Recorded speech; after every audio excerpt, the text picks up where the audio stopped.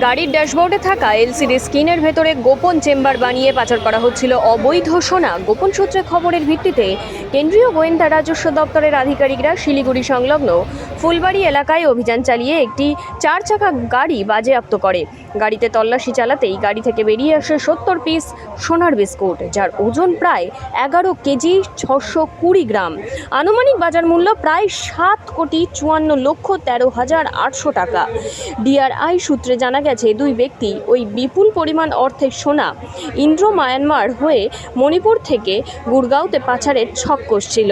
ঘটনায় সোনা সহ দুই ব্যক্তিকে গ্রেপ্তার করে কেন্দ্রীয় গোয়েন্দা রাজস্ব দপ্তরের আধিকারিকরা।